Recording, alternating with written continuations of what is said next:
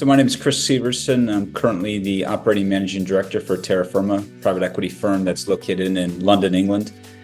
Yeah, my career started, the first half of my career was in the U.S. Marine Corps as a Top Gun trained F-18 pilot. Did some strategy work as well, and then took the opportunity to retire after that full career. And then I moved into a number of roles that have eventually led me to here, across a number of sectors: banking, investment banking, corporate retail banking, telecommunications, nicotine, and now back into general management. Worked across London, the Middle East, Africa, Caribbean, and the US. Have done roles that have ranged from head of internal transformation for global transformation to head of strategy and planning, turnaround, and a CHRO role for about $2 billion revenue company in the Caribbean. And now doing some general management work, focused on strategic human capital, strategy execution, and value creation with Terra Firma back in London. So yeah, that's a little bit of my background. A couple thoughts come to mind. I've been fortunate to work from startup to probably a global 50 company in kind of this strategic change, human capital space. And, a few themes have emerged to me that are pretty consistent around, I would say, especially in a little bit more hardcore people change, when you need to remove executive layers, transform turnaround companies, whether small or large. The first one I think about is leadership.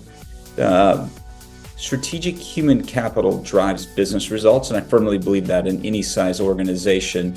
Do you have the right people in the right roles that are properly led and supported? When you have that, I generally start with, you're going to be better than average, and that's, for most companies, is a good place to start. And then you can fine tune on your way to being really great. I'm a big fan and big believer in authenticity. And here we hear a lot about authentic leadership. Here, what I'm really kind of referring to is being clear, concise, and consistent in communication. Generally sooner than later to communicate. Following good labor law procedures. No spin, and just be honest and transparent. Say what you can when you can. I often find is almost always the best answer. Be transparent. Again, kind of this idea around being open and clear early, and kind of just a way I kind of approach things when I get into these, especially more difficult situations, is if I was on the receiving of this situation or communication or the work that's being done, how would I want to be treated? And that has often guided me pretty well, because in business, difficult decisions are made and have to be executed. I have been made redundant from a role, have made redundancies and changes and these things. But if I just think, if this was happening to me, how would I want to be treated? Which is generally around clear and concise, complete communication when able, be transparent, and tell me early, which is generally often the better side, or it's better for all parties when it's done early, and for everyone at the time, and then do it at pace. Once you get into these situations, I like doing things at pace, get in and get out. That speed matters here. There's kind of a heuristic I use that no people problem gets better with age, especially for, I'd say, the management layer and above. With younger, less tenured or less experienced team members, training, development can occur, but many people are pretty set in their ways and difficult to change. So once you get to a certain level, a people problem doesn't get better, whether it's a single person or a group or a team or even something larger. Then execute it, because success lies on the other side. And you plan it, where success lies. And the only way to get there is to get started and get moving.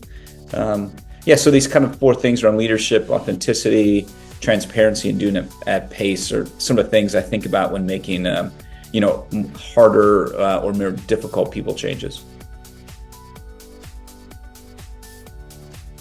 I think, especially for the company and the leaders in the company, building teams is actually more difficult than doing, say, cost reductions or swapping out talent, bringing in better talent. building teams is remarkably difficult.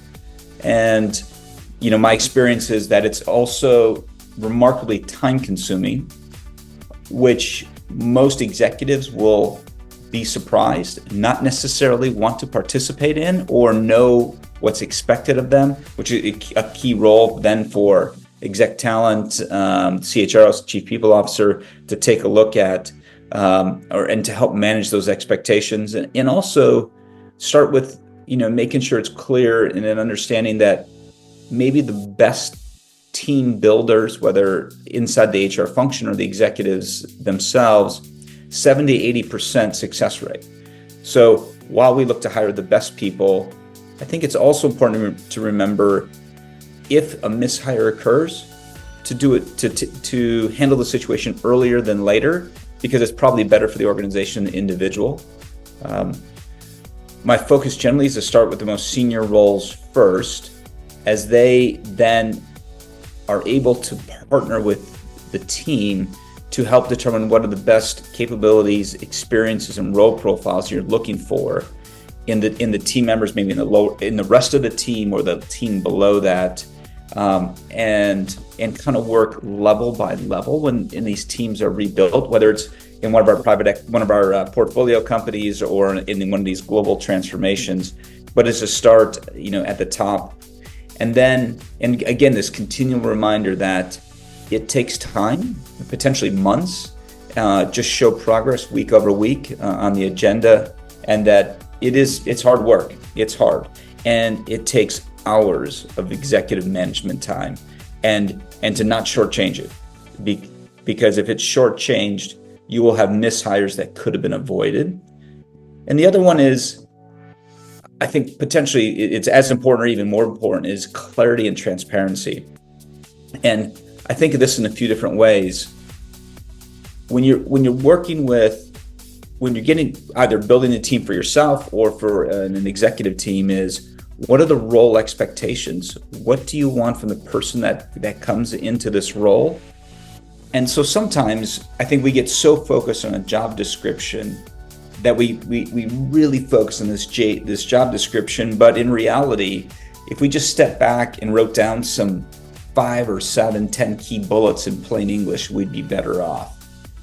So get a pretty, fit for purpose 5 to 10 bullets of what you want this person to do for the firm in the near term, 1 year, 2, 3 years, beyond what I would say be BAU activities that exist for many executive level roles. At the same time, and be transparent on that to the candidate or candidates.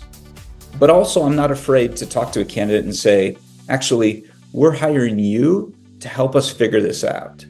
And while many candidates want real clear and concise role descriptions, that isn't always possible, and then just be open about it. What that may mean is you might have some candidates that self-select out. That's probably a good thing, because if you can't write it fully, you're growing really fast, the company is changing, you're merging companies, just be open. Hey, this role is going to change. And actually, the benefit of hiring you is you can help us write this role for the future. Just be open with it. Another thought I have is around culture and how you talk about culture. In the end, most companies' culture is average. It has to be on some kind of distribution profile. Some companies' cultures is excellent, and a few are pretty darn poor. I would be open. Most people, I think, can be successful in an average culture, and then we always look to grow and make it better, but just be open about it. And my last one is, a well-used phrase, cash solves problems. My philosophy generally is the market is the market. And if you want great people to do great things, you need to pay them. And that means different things in different companies. In private equity, it might be carry. In a public company, it might be a form of LTIP and shares, RSUs, whatever you use, but know the market you're hiring from and into. And then just know, I prefer to come with a really great to fantastic offer up front, certainly expect to negotiate a bit. But in the end, I want someone 6 months, 12 months into the role, not worried they aren't being paid enough, because that just starts these little things that may lead to attrition down the road where you're not getting the best. Don't overpay, clearly, yet just don't let compensation be something your exec team is worried about, a year in. Especially, many people will look at their LTIP and care. At the same time, my thoughts or recommendation is not having them really that worried about it, that they're underpaid.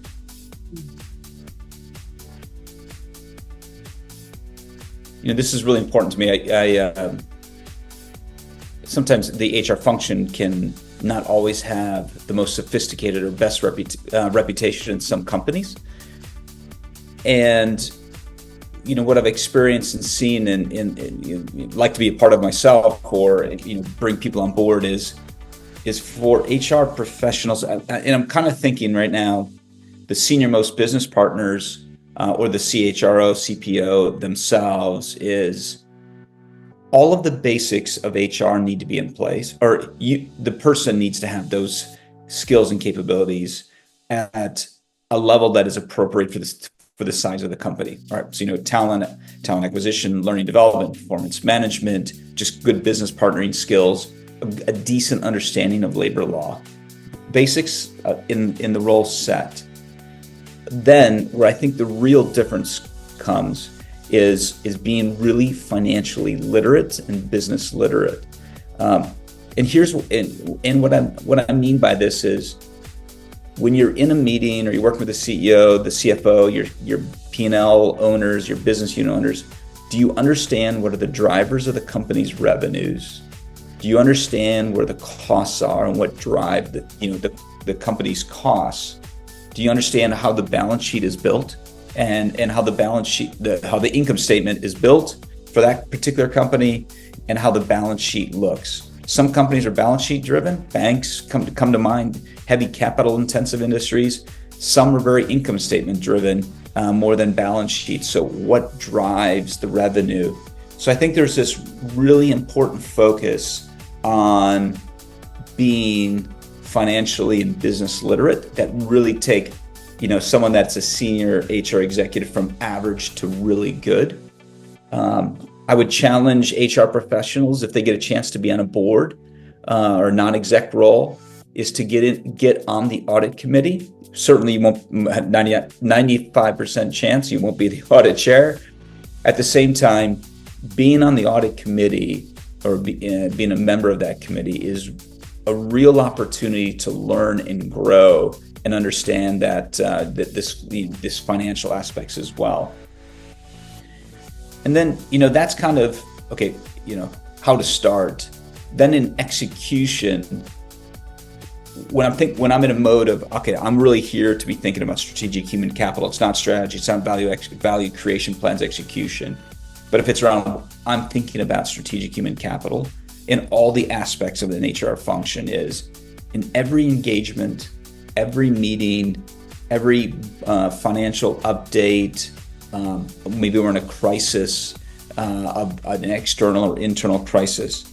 Am I thinking about this immediately as, what can I, as the senior HR leader, the people on my team, do to support the leadership, the CEO, and the company, and our employees, to take care of them, especially the employees, and help continue to drive value or minimize risk. And HR is not a function in of itself. It has a role to play to drive business success, take care of our people and in the way that we should, and the kind of HR basics. But when you're in these meetings and you hear, for example, you're in a business review, one of the P&L units is not performing, immediately to think, okay, do we have the right leader in place? Do we have the right succession plan in place? Do we have talent gaps? Should we be doing more learning and development? But immediately, if we make the assumption that strategic human capital drives great business results and you don't have them, then it's a strategic human capital problem. And therefore, let's identify what that problem is. It is entirely possible that it's an external event in the market, a product or a product issue, but generally there's some human capital issues. And if we get to the root of them quickly, the company will win and the HR team will show tremendous value to the organization. So these are kind of two things I look at. Do we have HR leaders with the right financial and business understanding?